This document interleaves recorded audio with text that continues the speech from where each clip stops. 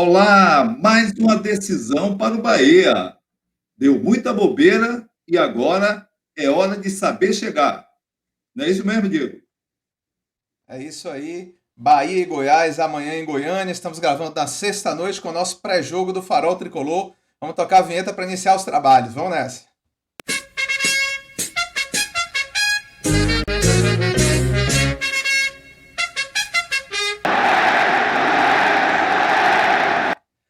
É isso aí. Mais uma edição aqui do Farol Tricolor.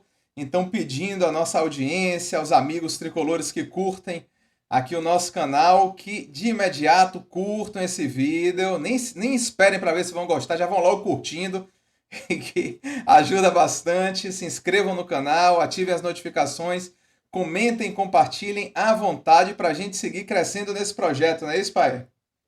Verdade. Agradecemos a todos os amigos que prestigiam os nossos trabalhos. Estamos juntos e vamos acompanhando, torcendo para que nesse sábado o Bahia se dê bem contra o Goiás, que é um time difícil.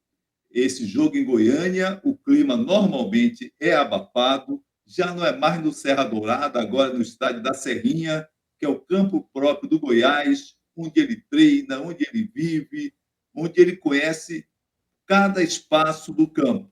Mas, se isso tudo fosse a grande vantagem, o Goiás seria líder do Campeonato Brasileiro. É como dizem os boleiros, é saber jogar o jogo, viu, Diego?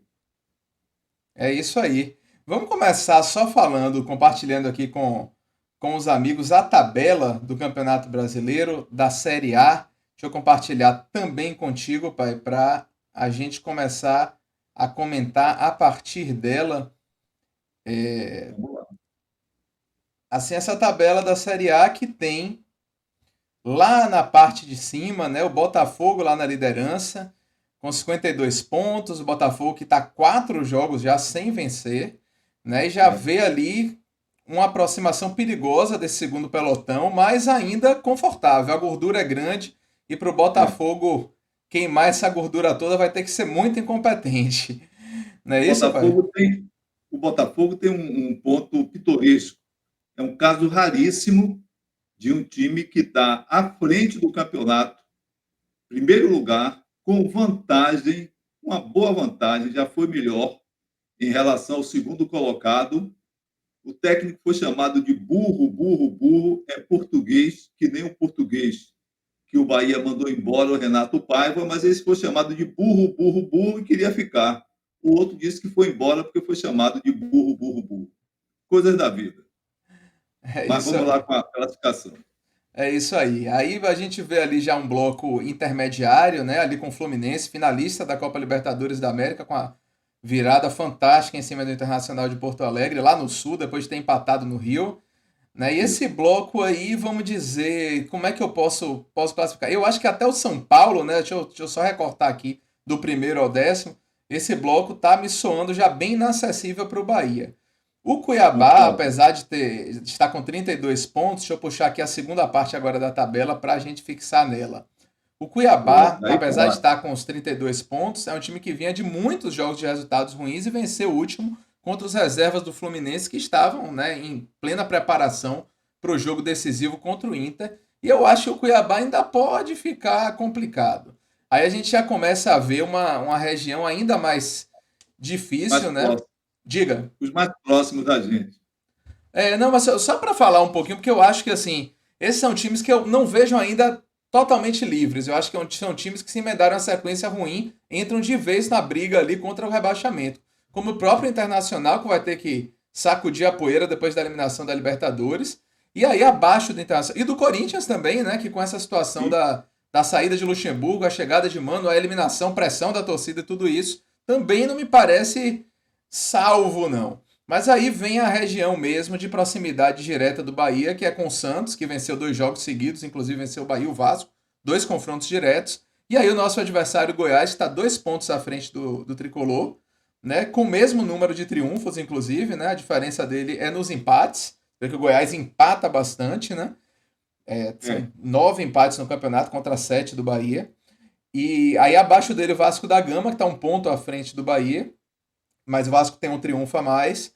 E aí o nosso Bahia, né, o nosso esquadrão, com 25 jogos, 6 triunfos, 7 empates e 12 derrotas, saldo de -6. Como você já chamou a atenção, desses times todos da rabeira da tabela, o saldo do Bahia é o menos pior, né? E abaixo do Bahia, os desesperados de fato, que são América Mineiro e Curitiba.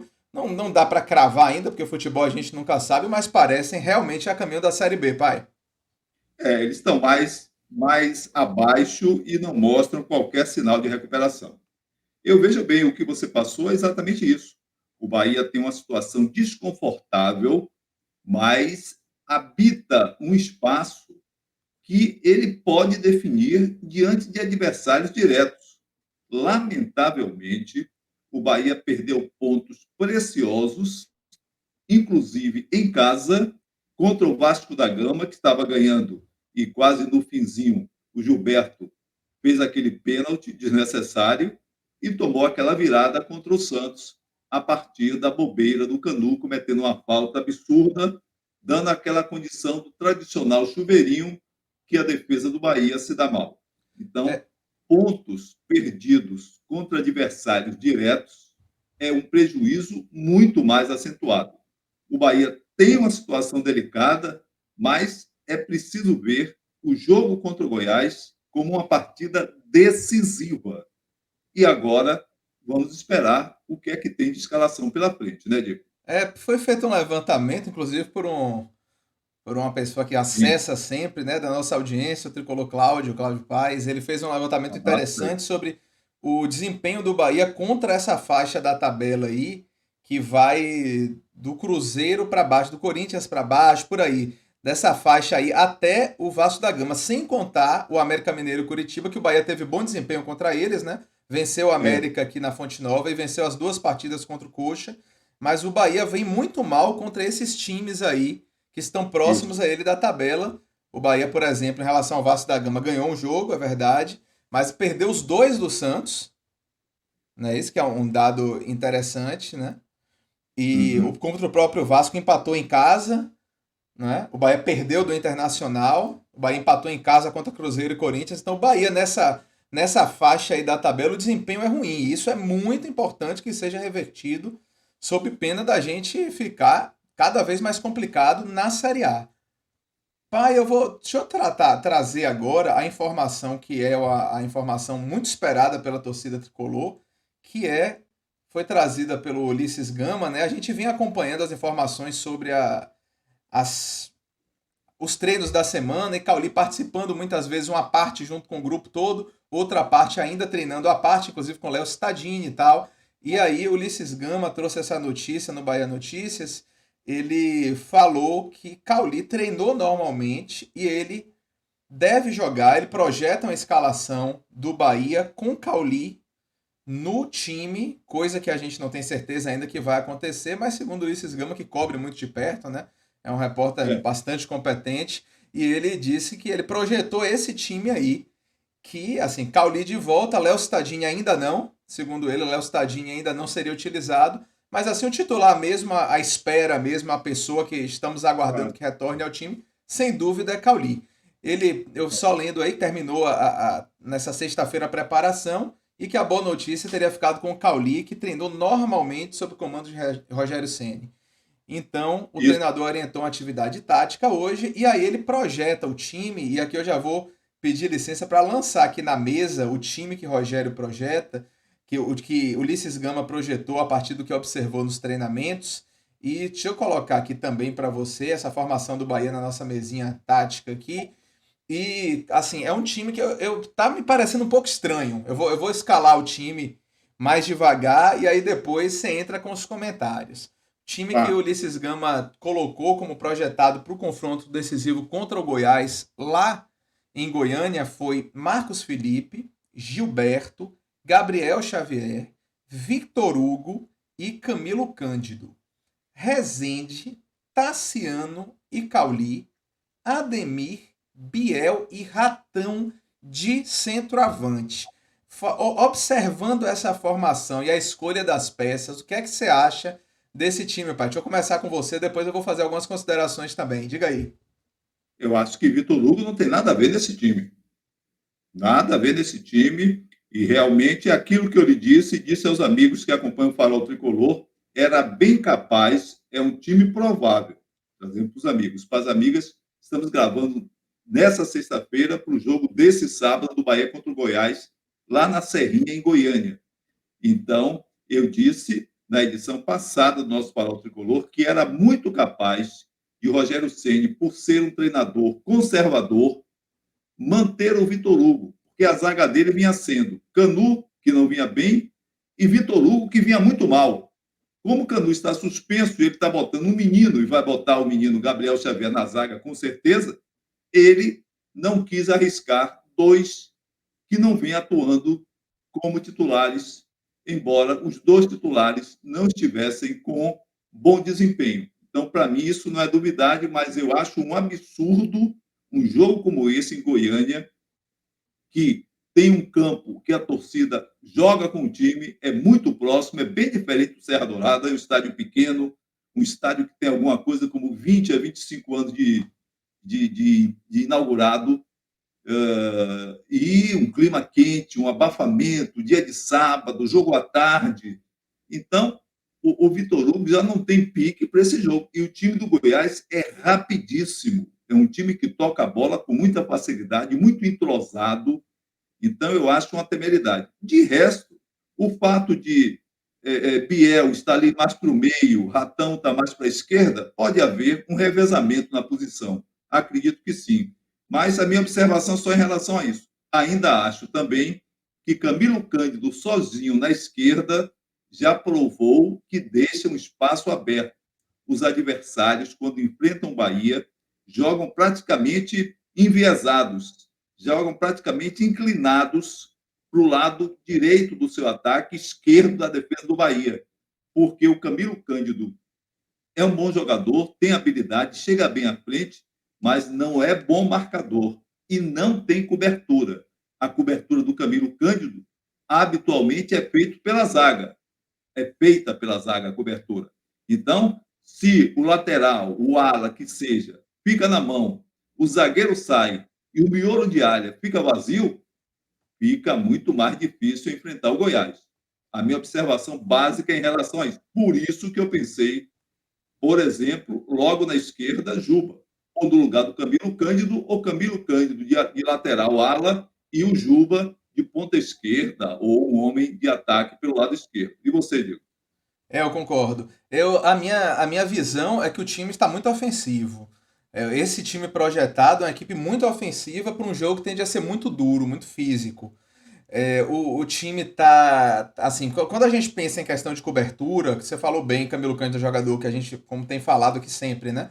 É um jogador que vai muito bem no ataque, mas tem um problema de cobertura. Quando você pensa que, não, Rezende tá ali, é um jogador canhoto que pode fazer, dar um suporte pelo lado esquerdo. Só que Rezende tá ao lado de Tassiano, que também não é um jogador que vai ficar fixo ali na frente de zaga o tempo todo. Então, a partir do momento que Rezende se desloca muito para a esquerda, Tassiano, que não é um jogador tão defensivo, tende a ficar sobrecarregado. Eu continuo achando que deveriam ser escalados Rezende e Acevedo juntos. Essa é a minha Também. impressão sobre o meio de campo do Bahia, para reforçar ali a Também. frente de zaga, porque a gente fala muito da defesa, mas tem que pensar também nas coberturas, principalmente quando o time ataca. Agora, do meio para frente, eu também escalaria a Juba pela ponta esquerda, né? E pensaria em Biel ou jogando de centroavante improvisado, ou no caso o time sem centroavante, ou até, caso o Cauli não esteja numa boa situação física, ainda de Biel ficar ali também no meio de campo, numa posição mais centralizada de ponta de lança, como se dizia antigamente. Agora, eu me preocupo um pouco com essa formação. Né? A gente tinha projetado uma formação um pouco mais defensiva. Quando você pensa que assim, Tassiano, ele teria, assim, nesses termos, com o retorno de Cauli pela projeção de Ulisses Gama, a gente teria Tassiano jogando na posição que Iago Felipe estava jogando. Né? Então seria um Tassiano mais preso. É uma coisa que é interessante. Por um lado, Tassiano é um jogador de boa estatura. Rogério tem falado muito essa questão da estatura, da bola parada e tudo. Então faz sentido o Tassiano ficar no time, mas ao mesmo tempo o time ganha leveza no ataque, mas falta cobertura, falta marcação, especialmente ali pelo lado esquerdo com o Biel, que não é de jeito nenhum um jogador de dar combate.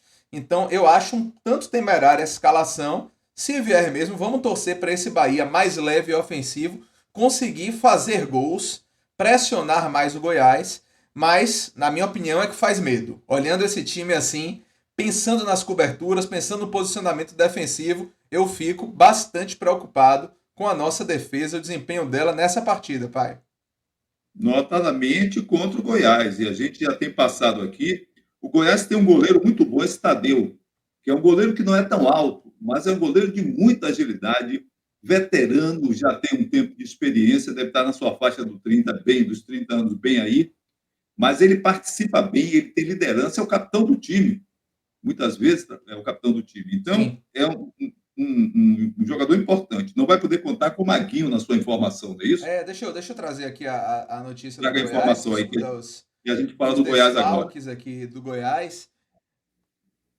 Os desfalques do Goiás são três, né? Maguinho, lateral direito, Morelli, volante, e Alano, aquele mesmo Alano, que jogou por aqui, jogando sempre com a perna esquerda, normalmente do lado trocado do campo.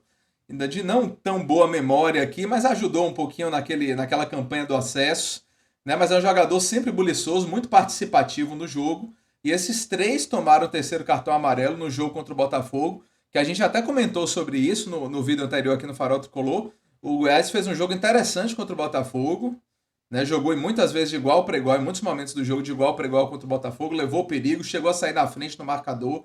Então foi uma partida assim que demonstrou qualidades do time do Goiás. E aí o técnico português Armando Evangelista, ele deve escalar Bruno Santos ou Apodi na direita, Apodi ele mesmo, né? O imortal Apodi, né? É E inável.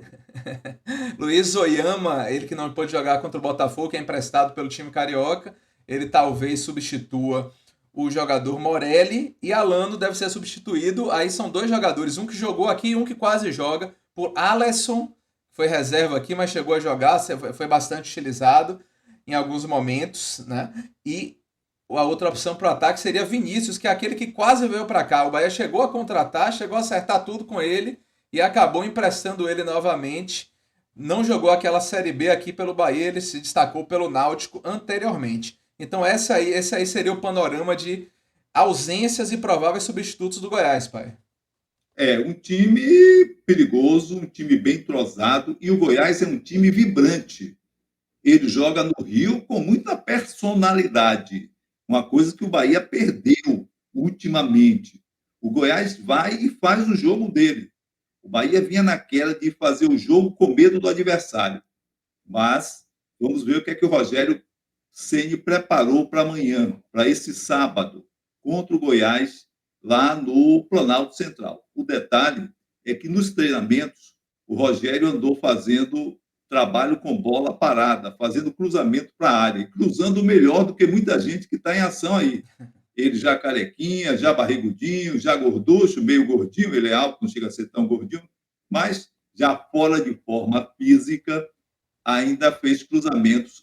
Quem acompanhou me passou exatamente isso. Ainda fez cruzamentos no treinamento melhor do que muita gente. Está ganhando muito e cruzando pouco essa bola para a área, viu, Diego? É verdade, o craque não esquece, né? Quem pega bem a bola, lá ele, né? Nunca esquece como bater as faltas, como fazer as cobranças. Tem um vídeo muito engraçado no YouTube que é de Neto fazendo um desafio lá de faltas e encaixotando tudo, fazendo todos, assim, batendo faltas seguidas para um goleirinho novo e ele só buscando a bola lá. Quem bate bem na bola não esquece. Mas é isso aí, pai. Tem algo mais a acrescentar? Sempre tenho com a arbitragem, né? A arbitragem desse jogo é com Rafael Klaus, que é FIFA, e vai ser auxiliado por Alex Ribeiro e Gustavo Rodrigues de Oliveira. No VAR, Daiane Caroline Muniz dos Santos. Todos eles são de São Paulo. Com toda a crítica que se possa fazer ao Rafael Klaus, e árbitro é sempre criticado pela torcida, por outros tantos, é um cara que passa confiança. Ele é um cara que passa firmeza. Vamos ver o desempenho e esperando que não influencie no marcador. Notadamente, não tenha aquele comportamento do que a gente viu no último jogo, não vou ficar falando aqui, deixa para lá. Lembrando que o Bahia faz esse jogo e depois do jogo com o Flamengo, então duas partidas fora de casa, e na volta enfrenta o Inter e enfrenta o Fortaleza. Bom, é um jogo difícil. Espero que seja difícil para os dois, que o Bahia não crie facilidades ou não perca para si próprio. Jogo é jogado, já diria o boleiro, lambaria pescado e tratar de encarar o adversário. O Bahia, depois desse jogo, vai fazer 7 partidas em casa e 6 fora. Acompanhemos. Tá certo, Diego? É isso aí. Depois desse jogo, o Bahia faz 7 em casa e 5 fora, né? Esse aí eu acho que Esse inclui. é, esse é um deles, Esse é o perfeito. sexto, exato, Esse é o exato. sexto, é isso. Pronto. Então vamos Isso. encerrando por aqui o vídeo, Vamos. né? Agradecendo mais uma vez a todos os inscritos, todos os comentários, todo o feedback que a gente tem recebido e pedindo novamente que curtam esse vídeo, que se inscrevam no canal, ativem as notificações, comentem e compartilhem à vontade. Você tinha mais um destaque para falar, pai, daquela notícia triste essa semana, só É antes da isso, gente encerrar, né? Para a gente não é esquecer isso. desse fato lamentável que aconteceu. É verdade. Eu quero fazer, expressar os sentimentos, nossos sentimentos, a família do doutor Perseu Ribeiro de Almeida, tricolor de aço, que sofreu uma execução no Rio de Janeiro por parte de criminosos que a polícia diz que já foram executados. Doutor Perseu Ribeiro de Almeida, doutor Diego Ralph Bonfim, doutor Marcos de Andrade Corsato, foram executados por bandidos no Rio de Janeiro. Um outro médico, o doutor Daniel Proença, também foi baleado e está internado. Nossos sentimentos à família de todos que faleceram personificam o doutor Perseu Ribeiro de Almeida. Todos esses médicos, Diego, eram ortopedistas. Um deles, inclusive, tinha a camisa do Santos também. Claro que, muito provavelmente, prestariam ou já estavam prestando serviços também no futebol. Que descansem em paz e o nosso sentimento aos seus familiares. É isso aí, Pois é, lamentando mais esse episódio muito terrível de triste, muito violência, né, que triste, dessa vez muita acometeu dor. um tricolor, aparentemente por engano, um caso bem É, absurdo, né, mas é. ficam aqui nossos sentimentos à família, aos amigos e a essa tricoloridade aí do Dr. Perseu, que ele lá em cima seja presenteado com bons resultados e seguimos nosso barco. Muito obrigado pela audiência de todos, a gente volta no pós-jogo e bora Bahia! Bora, Bahia!